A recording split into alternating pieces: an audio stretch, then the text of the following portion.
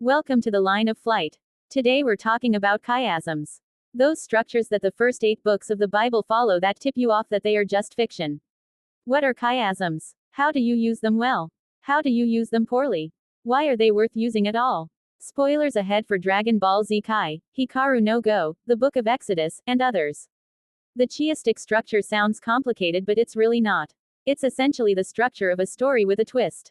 Here's an example. A. The rabbit runs through the woods excitedly. B. The rabbit jumps over a stream. C. The rabbit trips on a stone on the other side of the stream. B2. The rabbit falls into the stream. A2. The wet rabbit slinks back into the woods discouraged. Point C forms an axis on which the story turns to create an equal opposite effect in A2 and B2. The effect is a more compelling story because the twist forces a reversal of fortunes. Sometimes the twist doesn't reverse fortunes but speeds them along in ways that harken back to the equal opposite points.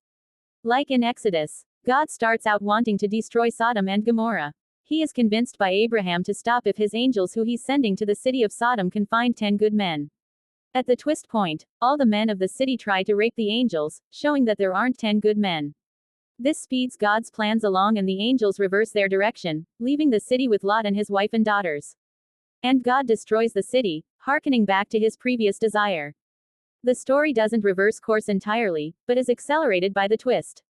The twist in a chiastic structure forms a psychological line of rupture or a speeding up of differential intensities of those lines that flow from the plane of consistency. In fiction in the Western and Eastern world, this is employed as a line of rupture almost invariably, forcing the protagonist to change directions.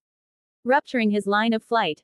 A good counter-example to this in contemporary fiction is in fighting or tournament manga, where instead of course reversals you see continuous raising of stakes and power creep as a result of the twists.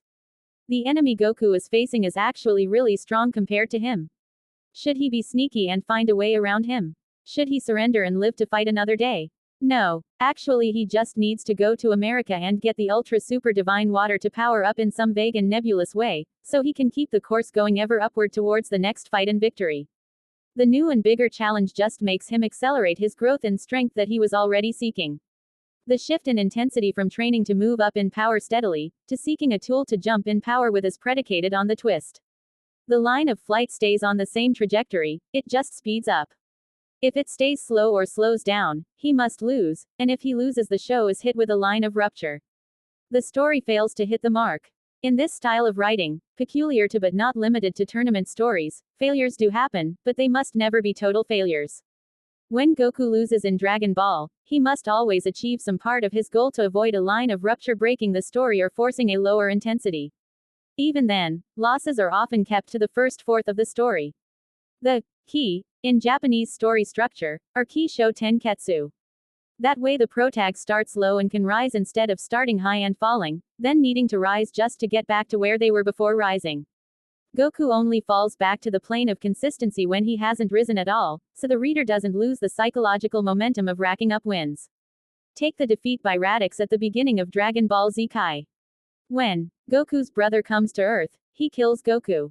Prior to this fight, Goku hasn't built momentum at all. He is at the plane of consistency and falls below immediately to set up a comeback, before readers are invested. That way they get the momentum of the comeback arc without a real drop-off, since they just got there when Goku lost. When the line of rupture hit. For an example of this being done poorly, we can look at the manga Hikaru no Go. It's an old sports manga series about the board game Go. Towards the end of the series, Hikaru loses the ghost who's been teaching him, Fujiwara no Sai. He therefore gives up on playing Go out of guilt for not letting Sai play through him as much as he wanted to. He felt like he'd been selfish in wanting to win on his own, and that it was his fault Sai faded away. This created a line of rupture through the story that broke and undermined the momentum. The writer tried to focus more on the side characters during this, but they were not the ones readers were invested in. Hikaru was. This line of rupture dropped the intensity of this tournament manga and made its last few issues a real slog that a lot of people likely stopped reading. I, personally, skipped around a lot to get to the point where Hikaru takes up Go again. Reconciling with himself to find peace. The example of Hikaru no Go's line of rupture was bad because it undermined the momentum built over 129 chapters of hard-fought competition, just to kill the story at the 130th chapter for several chapters after. It would have been better if Hikaru had kept playing but got worse and worse because his heart wasn't in it and had reached a point where he considered stopping. Then his friend shows up and they play a game and he has his realization, cries and gets better. Then we continue to the last competition. Lines of Rupture that grind a story to a halt can be used effectively in a narrative, but tournament manga are not a place for them. Art films often are. Having a moment that absolutely destroys your character and sends them way off course before bringing it back can work. An example I liked was Stop Motion, a horror movie I watched on Shudder, the horror streaming service. There's a point where the protagonist is horrified enough by what's happening to her mind as she pursues her art that she abandons her project and attempts to go work for a corporate animation company. This definitely feels like a break from the main story, but it is a break that works to build tension for what will come, which I'm not going to spoil. The core difference here is that Stop Motion didn't live on momentum the way Hikaru no Go did. In Hikaru no Go, the protagonist losing didn't undermine momentum because the games weren't the goal. Becoming a better Go player was. And even when he lost, he learned something to help him not lose. He never quit and kept the effort going until chapter 130, when the momentum died and I almost dumped the series. The chiastic center point, the twist, the 10, broke the story in a way that carried for me to the end.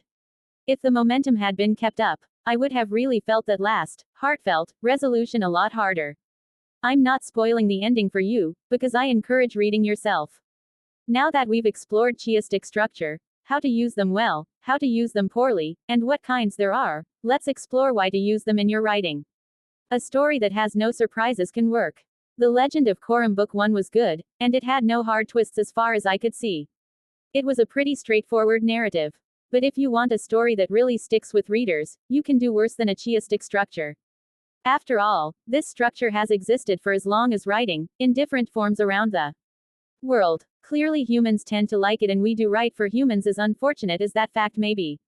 Okay, thank you for coming for our talk on chiasms. I hope you got a lot out of it. Write some chiasms in the comments section below. Have a good rest of your day.